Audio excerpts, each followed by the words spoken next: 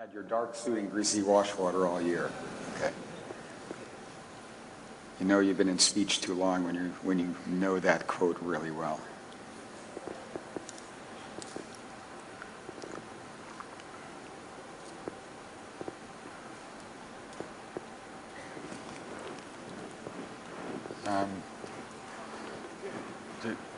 Okay. All right, so first I'd like to welcome everyone to Hyderabad. When we learned that the conference was coming to India here, some of you know my wife and I are competitive ballroom dancers, so I was told that I would have to do a Bollywood show up here before we got started. And my wife told me, you know, in the inevitable words of Clint Eastwood, a man's got to know his limitations. So I said I wasn't going to do that. So one of my students, who is a professor in Pune, gave me this. So I figured it's probably easier to kind of look the part than actually dance the part. So, but I was equally happy to learn that Yagna said that the organizing committee has assembled an excellent program for the closing ceremony. So the entire organizing committee will be doing a Bollywood dance routine in the closing ceremony. Yagna, I must say that is a joke, because I know you would actually attempt to try and organize that before the closing ceremony. Okay, so let me officially first welcome everyone to Hyderabad.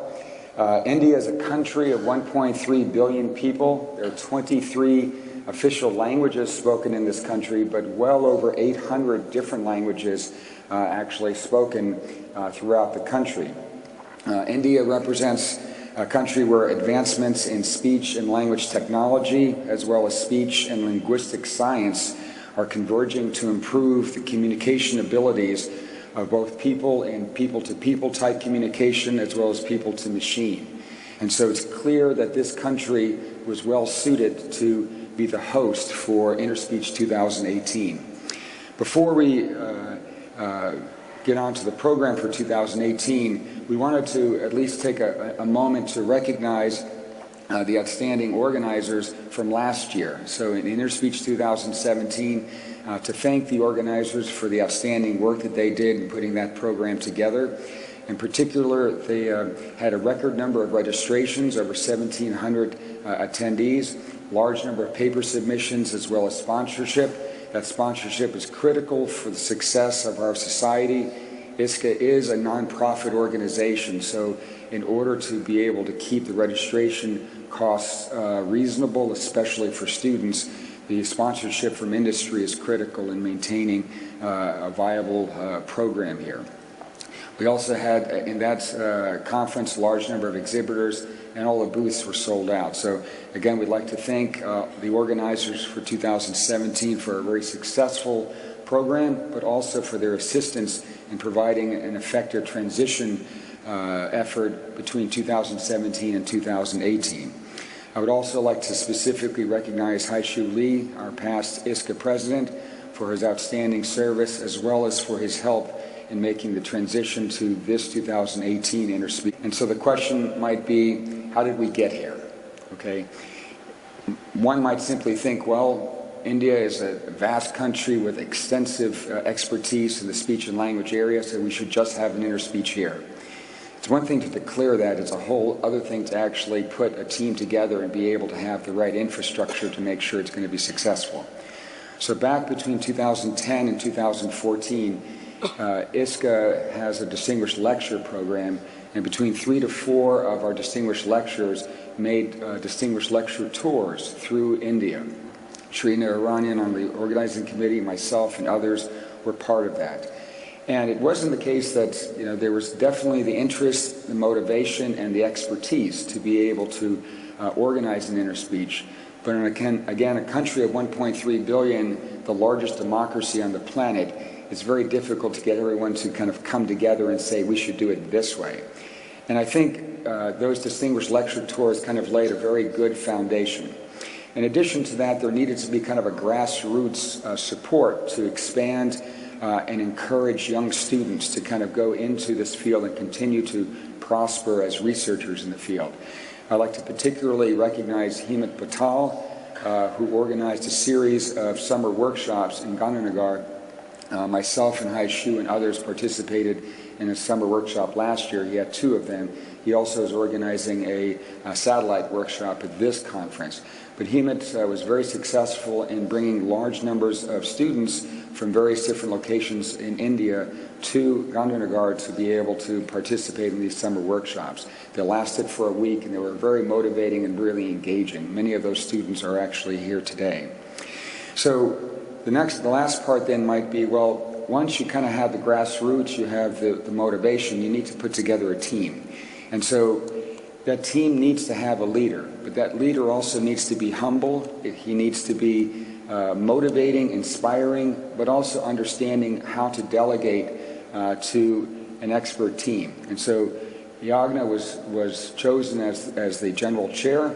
The general co-chairs here, Chandra, Shri, Umesh, and Prasanna, all pulled together to be able to develop a very comprehensive, balanced program. On the technical side, Hema, Prita, Pavo, and Prasanta all work together on the technical side. You just saw that presentation there. So I'd have to say that this team, as well as the many, many other people behind the scenes for Interspeech 2018 organizers, really responded to every type of feedback that we could provide in terms of providing best practices, as well as responding and ensuring that any points that may have been brought up would have been addressed. Almost all of you came through, let's say, the Hyderabad airport. I personally arrived at 3:10 a.m. on Saturday morning. I was shocked to be greeted at the Interspeech welcome desk at the airport by 5 Interspeech students, smiling and energetic. And that gives you an example of the enthusiasm that has taken place in this organizing committee to be able to have a successful conference and a successful program. So kudos and congratulations goes out to this organizing team for all the work they've done over the past several years to make this a reality at this point. So again, Prasanta identified in May they had the technical program committee meeting. A number of folks came together here in order to be able to get the papers organized and so forth. After that, here's the statistics of the paper submissions. And so you could see in the interspeeches that began in 2000 all the way up to this year, the acceptance rate has been dropping from 77% down to 50% in 2017. In 2018, it went slightly higher to 54%, but that includes only those papers that officially went out for review. There was a few more that came in on the initial submission. I was very impressed with the statistics on on the papers that were accepted. Those of you that are really experts on machine learning, please don't contact any of your social media outlets to try and sway public reviewers to be able to accept your papers. That's not the way to go. Okay, so for ISCA here at Interspeech 2018, I just wanted to identify a couple of the events that are taking place. The Student and Young Scientist Traveler Grants, Torborn has overseen that. We had 60 awards that have been made out of more than 150 applications. The Doctoral Consortium took place on Saturday at IIIT. That was well attended. There was also the workshop for young female researchers in speech science and technology. This workshop specifically focused on undergraduates and master's level students, not PhD students. And again, it was there to try and emphasize opportunities to try and expand our student enrollment and population in the field. In addition to that, yesterday we had the Women in Science, Women in Speech panel discussion that lasted 2 hours, and that was very engaging. Lots of very good questions that came from that. In addition, the ISCA General Assembly will take place tomorrow, Tuesday. I encourage you to attend that. And then finally, the Students Meet the Experts will take place on Wednesday, also here in the Hyderabad Convention Center. Next, just to identify future interspeeches. So next year we'll be in Graz, Austria, and in 2020 we'll be in Shanghai, China. And people have asked, well, where will it be in 2021? And if you want to find out, you should come to the ISCA General Assembly. We'll let you know there. So for the ISCA update, I just want to quickly highlight some of the activities that ISCA has been focused on. And if you are a first-time ISCA member here, you'll see some of the activities that we've been undergoing. The ISCA membership since 1989, 1990 has increased dramatically. If you look over the first roughly decade or so, the membership was roughly in the 500 to 1,000 range. In the next decade there, the membership increased from 1,000 to about 1,500.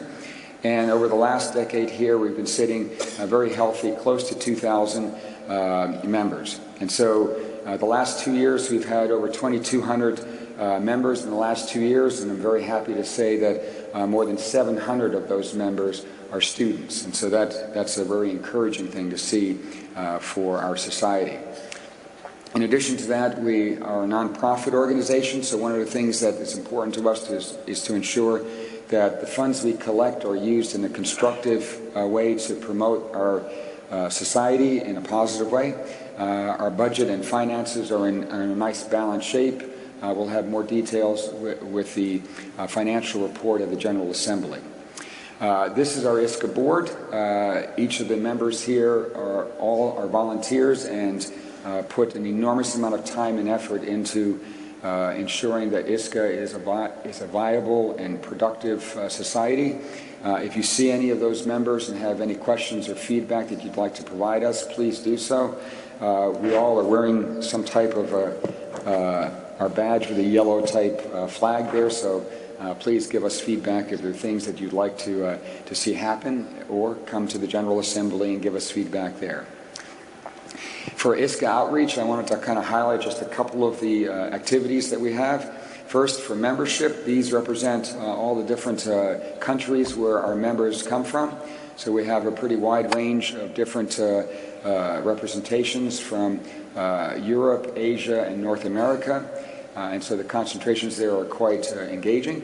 I'll also point out that for outreach, we have a series of summer schools, workshops, and special interest groups. These are all very active. Some of them are language focused, and so that helps in terms of concentrating the researchers in the field. We also have very extensive geographical outreach subcommittees. Our distinguished lecturers are targeting continents that have lower representation to try and expand the opportunities for speech and language research, as well as for the educational opportunities of students wanting to go into the field. Finally, we have distinguished lecturers that are available to give talks at your institutions. If you have individuals that are interested in having world-class folks come and visit and give presentations, ISCA covers the travel expenses, the airfare for them to get there. The organizers simply need to kind of host them for local arrangements there. So Professor Daniel Hurst and Professor Takayuki Arari from Japan are the two distinguished lecturers for this year. So for ISCA initiatives, I just want to highlight a few of these. So if you are interested in submitting a workshop proposal, we have an online portal that makes it very easy for you to do this. You can also get examples of previous workshop proposals if you have an interest in kind of emphasizing some certain aspects. These may be technical workshops, they could be summer or seasonal type schools that you might have interest in. Please, we're a nonprofit, we're here to provide support and infrastructure for you to expand opportunities worldwide. So consider organizing a workshop. For travel grants, most students feel, well, I'll apply for the travel grant to come to ISCA here. But we'll see that there's actually more attendees attending all of the special interest groups and workshops than there are attending Interspeech. So that's actually an option there. You can also apply for travel grants to workshops. I will give you a hint. If you're a student, it's actually easier to get travel support to the workshops than to Interspeech, because there's not as many applications to the workshops. There's many more applications to Interspeech. So you can't get sponsorship for both if you're actually coming to a satellite meeting here and Interspeech. But please consider applying if you need financial support for that. In addition to that, over the last couple of years, there was a big push to try and see if we could expand our educational opportunities for many countries and in particular students that may not have access to resources in the speech and language field. This includes both speech and language sciences as well as the technologies that we use in the field. And so ISCA has moved forward with an online program called SCOOT. It stands for Speech Communication Online Training, and it's an opportunity to be able to house materials that allow people that are not in the traditional speech and language fields to get a better understanding of speech and language science as well as the technologies associated with those domains. If you are a faculty member and interested in contributing your materials, please go to the ISCA website. We're very, very pleased to be able to host any materials that you might have. Students are able to approach this online training at both the undergrad, master's, or PhD levels, particularly helpful if you're trying to get exposure to areas that you're not as knowledgeable about. There's also speech courses that are developed to support non-specialists that are teaching classes. So if you're in a country where you have a university and a faculty member asked to teach a course in speech or speech technology and not an expert in it, this is an excellent location to try and get materials to help support your training of your students. So there's a SCOOT resource. SCOOT 1.1 is now live and available for people to get access to. It will continue to evolve. SCOOT 1.1 is right now a passive place, but we're also adding in the future here a crowdsourcing a social app that allows to provide feedback from users in the field. So that would allow you to have more instant engagement with people that are involved in the teaching and technology advancements for science in the speech and language space. In addition to that, ISCA is also launching a new student collaboration grant opportunity. And this is really meant if you are studying in a location where you would like to have an exchange or an experience at another school. ISCA has recently said that they would move forward to provide some support for students to kind of visit other schools. And so if you have an interest in that, we already have some successes in Europe. We'd like to see further successes worldwide. So please keep an eye out for the ISCA website to get more information about collaboration type grants. We established also the ISCA Technical Committee in 2015, and this was a resource primarily because we wanted to ensure consistent and best practices transfer between one interspeech to the next interspeech. So this portal has been ready since the end of 2017, and the objectives here were to try and help all the all the interspeech areas be able to be well represented, and also to provide knowledge between organizing committees to ensure information is gone to different organizing technical programs. The members consist of several board members as well as many of the past technical program chairs and technical program members in order to ensure consistent transfer. Next, in order to try and maintain lower registration fees, particularly for students, as well as to encourage countries that may not necessarily feel that organizing an interspeech would be maybe too big of a risk for them, we've established the Interspeech Risk Fund. This was announced and voted on in the previous Interspeech General Assemblies. There's a financial amount of funds that fortunately were provided by the organizers of Interspeech 2015. And this Interspeech Risk Fund allows organizers to run closer to the break-even point and not have to worry about catastrophic events that might deal with, let's say, weather or some other events that might impact the number of attendees or the success of a conference. So ISCA realized this is an important thing to ensure consistency as well as to lower the number of sleepless nights that maybe some organizers would have to go through in order to organize an interspeech. I will personally say I know of at least one organizing committee that the 3 co-chairs actually put up as collateral for organizing interspeech their houses where they lived. So that tells you that people are dedicated to try and organizing this conference. We feel this Interspeech Risk Fund will help lower that risk and allow organizers to be focused more on the program and ensuring that it would be successful. Next, I'd like to kind of recognize the passing of a person who was a legendary researcher in our field, Manmohan Sandhi, passed away in February 2018. I was born in New Jersey and grew up 20 miles away from AT&T Bell Labs, and so through all my career, I followed many of the researchers at AT&T, but Manmohan Sandhi was, to me, one of the legendary pioneers in the field.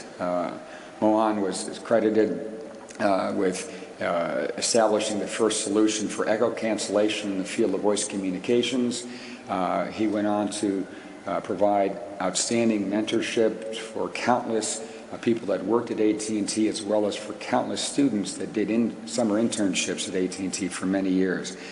AT&T Bell Laboratories had a memorial service for him, and many of his former colleagues came and gave speeches on Mohan's behalf.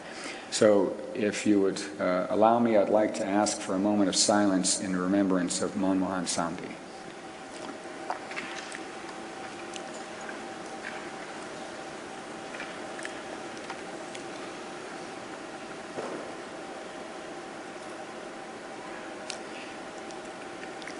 Thank you very much. Mohan, know that your legendary work has inspired many students and researchers here at this conference today. So at this point, we're going to move on to the awards and recognition program for Interspeech. First, we have the Best Student Paper Awards. We have 12 finalists, and they're organized here in terms of time, 2 for today, 1 for tomorrow, and a number for Wednesday. If you see any of these presentations, please attend them and talk with the students there. In addition to that, we have our ISCA Fellow Program. So now I'm going to turn the floor over to Phil Green, who is our ISCA Fellow Coordinator, who will be presenting the ISCA Fellows. Jerome Bellagarda is our External Chair. We have an External Fellows Chair, a committee that oversees the Fellows nomination and process. So, Phil. The prize for running the administration of Fellowship Awards this year is that you get to announce the winners, and that's my privilege. So we have 6 new fellows. Come on.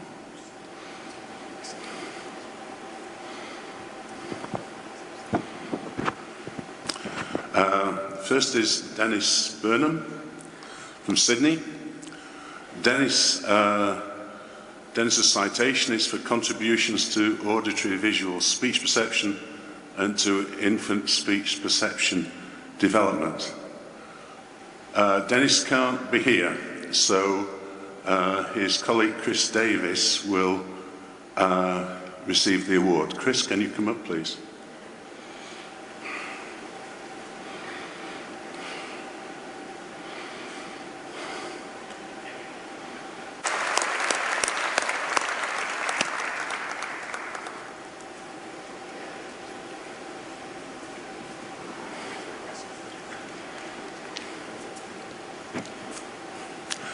Next is Carol Espy Wilson.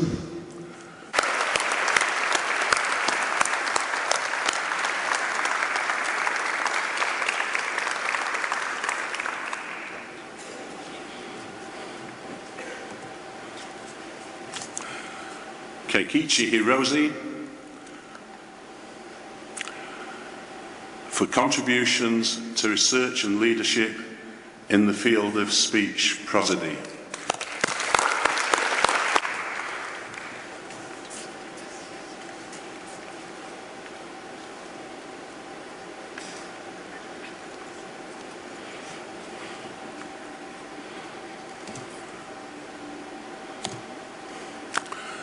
Simon King for contributions to text-to-speech synthesis and the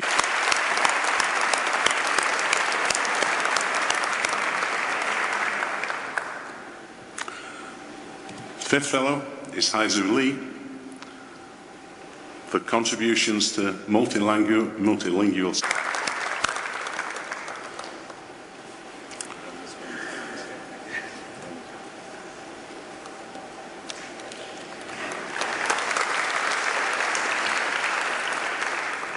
and finally, Richard Schwartz for contributions to a wide range of speech and language technologies with emphasis on search strategies and probabilistic modelling.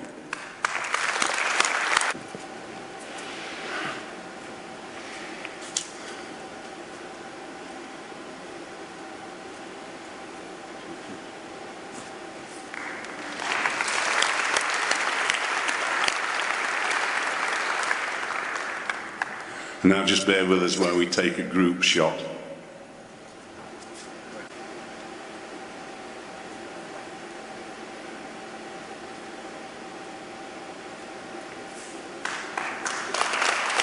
So the ISCA Special Service Medal is only rarely given out. This is the 4th time it's been given out in the history of ISCA. The ISCA Service Medal recognizes those scientists who have been instrumental in the promotion of ISCA and the field of speech communication science and technology. This year, ISCA moved forward to recognize a person who has been a leader in our field of promoting ISCA and the educational interests of speech and language in the field. And that person is Christian Willikins. And for sustained ISCA community communications through delivering the ISCA pad for over a decade. Chris has been that person for more than a decade. His ability to pull information together from diverse board members as well as the community is enormous. And he does it always with a smile. You see it there in the picture. And that's always the way Chris has been. So he's been instrumental in really helping our society in a very significant way.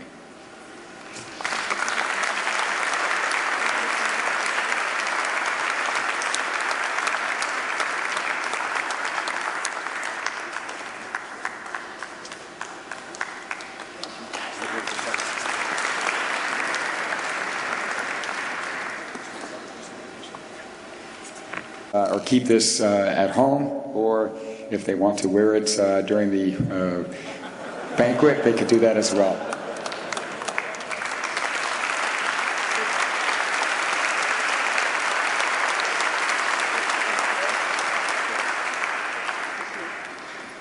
Highest honor that ISCA can bestow is the ISCA Medal for Scientific Achievement. This is given out to one person each year. And it's in recognition not just of a person's activity, but basically the impact and lifelong commitment they've had to the community, to the field, to society. So the ISCA Medal for Scientific Achievement recognizes and honors an individual each year who has made extraordinary contributions to the field of speech communication, science, and technology. This year, the award goes to Vishnu et al. For pioneering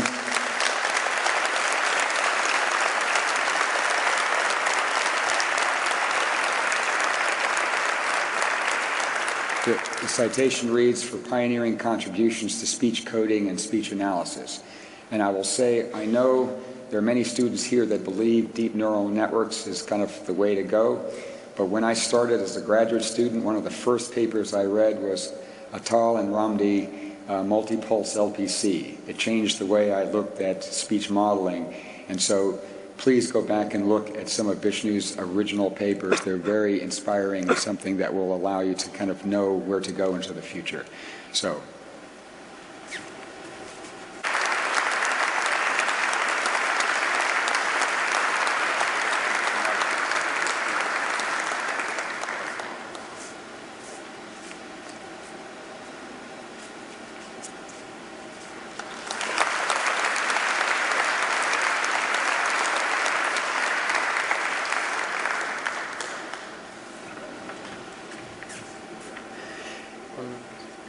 In last Interspeech, Haishu Lee had a quote. There was a Swedish quote that said, some of the best things are between the lines of a book, and because of that, between the sessions, you kind of get the best information. So I felt I needed to have a comparable quote here in India. And so because of the summer schools that Hina Patel had organized, I was able to visit Gandhi's home. And so I felt this was a good quote to bring forth. Live as if you were to live as if you were to die tomorrow, but learn as if you were to live forever. And I think this hopefully will inspire you to learn, engage, inspire, and enjoy Interspeech 2018. Thank you very much.